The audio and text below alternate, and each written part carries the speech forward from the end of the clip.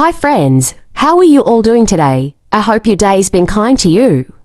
But even if it hasn't, sit back, relax, because the story I'm about to share might just touch your heart. Today, I'm taking you back in time to an era when love didn't conquer kingdoms, but it touched souls. This is not just a tale of romance. It's a journey of sacrifice, silence, and a kind of love that history forgot to record. The story is called Sindoor of Tears, set in 16th century Bengal. It's the story of a royal princess and a wandering mystic.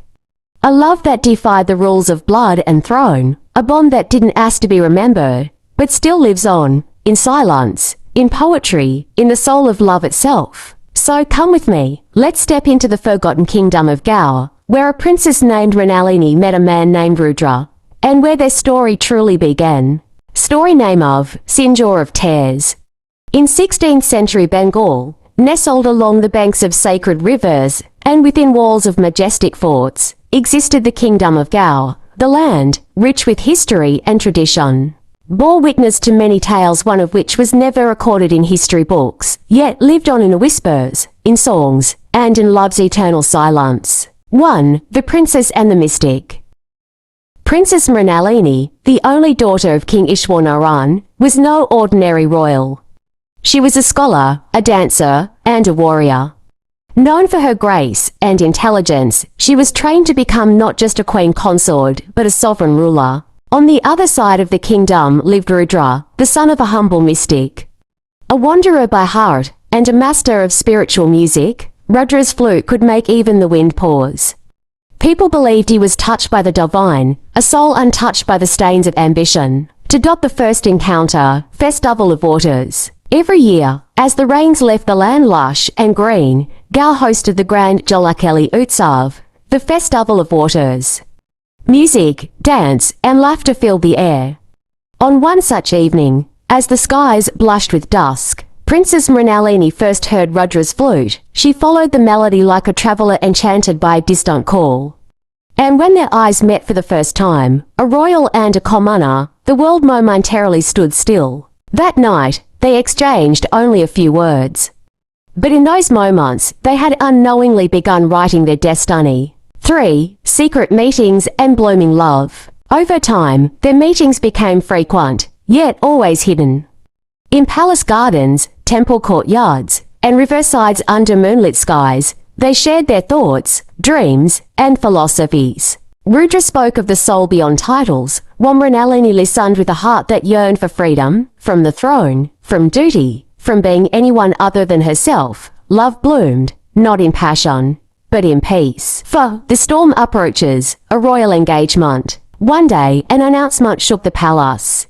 The princess was to be wed to Prince Vikramaditya of Vijayanagar, a political alliance designed to strengthen two powerful regions. Mrinalini felt her world collapse. Her father hadn't even asked for her consent. When she told Rudra, he remained calm, his voice soft. I will not fight for you, Mrinalini, love never demands. But if you choose to return, I will wait till the end of my days. 5. The night of decision.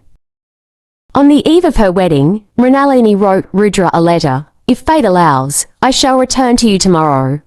If not, know that my love will not die, only I will. At dawn, chaos erupted in the palace. The princess had vanished. Her jewelry was found near the royal lake, and whispers of her death spread like wildfire. Grief gripped the kingdom. The wedding was cancelled. Prince Vikramaditya returned, and King Ishwarnaran locked himself away in sorrow, but the truth was far from what they believed. 6. Escape to solitude. That fateful night, a loyal maid had helped Mrinalini escape through an ancient underground passage. She fled not to another kingdom, but to Rudra, who had already renounced the world, in a remote ashram, amidst forests and silence. Mrinalini took a new name, Mira, no longer a princess. She became a seeker of truth, love, and peace. With Rudra by her side, she learned the essence of life beyond crowns and thrones. 7. Years in exile. Time passed like the gentle flow of the river. Mrinalini and Rudra lived in obscurity, free from the burdens of identity. They taught village children, tended gardens, played music, and worship the divine in each other, their love was never loud. It didn't seek monuments, it was in the silence between songs, in shared glances, and the simplicity of a hand resting over another. 8. Rediscovery by history. Decades later, a young historian researching lost mystic poets arrived at the ashram ruins.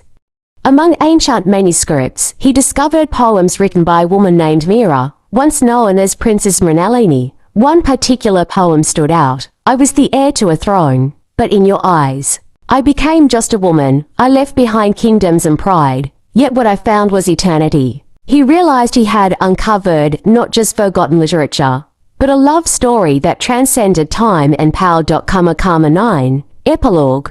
Eternal love. No one knows exactly when Rudra and Meera passed away. Some say they merged into the river. Others believe their spirits still linger in the ruins of the ashram. 9. Epilogue. Eternal love. But the flute still plays on windy nights, and travelers say if you sit under the old banyan tree with your eyes closed, you might hear the whispers of a love that chose freedom over fame. And just like that, their story disappeared from the pages of history, but not from the hearts of those who believe in timeless love. Mrinalini and Rudra never asked the world to remember them. They simply loved, in silence, in sacrifice, and in truth. Perhaps that's what real love is. It doesn't need a crown, a monument, or a song. It just needs two souls, willing to walk away from everything, just to be with each other. If this story touched your heart even a little, don't forget to like, share, and subscribe to Point of Love History, because here, we don't just tell stories, we bring love back to life. Until next time, stay safe, stay kind, and never stop believing in the power of love.